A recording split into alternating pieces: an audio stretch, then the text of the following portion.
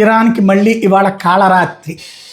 నిన్న పొద్దున ఏదైతే అమెరికా అనుకూలంగా ఉన్నటువంటి షిప్లు, సౌదీ అరేబియా షిప్పుల మీద ఐఆర్జీసీ దాడులు చేసింది. ఎందుకు చేసింది ఎవరికి తెలియదు.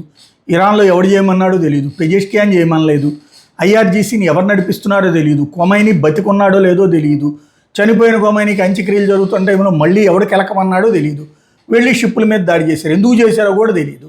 పర్యవసానం అమెరికా రెచ్చిపోయింది, వరుసబెట్టి నిన్న దాడులు చేసింది. అలాగే ఇరాన్ మళ్ళీ దానికి ప్రతిగా గల్ఫ్ దేశాలకు సంబంధించినటువంటి అమెరికన్ స్థావరాల మీద దాడి చేసింది. దానికి ప్రతిగా ఇక చర్చలే లేవని తేల్చి చెప్పాడు అమెరికా అధ్యక్షుడు ట్రంప్. ఇప్పుడు ఇంకొక అడుగు ముందుకు వేశారు. ఇవాళ రాత్రి కాళరాత్రి, ఇవాళ రాత్రి ఇరాన్ మీద దాడి చేయడానికి మేము సిద్ధమని చెప్తోంది అమెరికా. అంటే ఓపెన్ థ్రెట్ ఇస్తుంది, నీకు చేతనైతే ఆపుకో అని చెప్పి. ఆపుకోగల పరిస్థితుల్లో ఇరాన్ లేదు. ఇది కూడా ఇంకో దాడి చేస్తుంది, అంతకు మించి చేయగలిగింది ఏమీ లేదు. మళ్ళీ ఈ రాత్రికి కాళరాత్రే జరిగే పరిస్థితి అయితే కనబడుతోంది.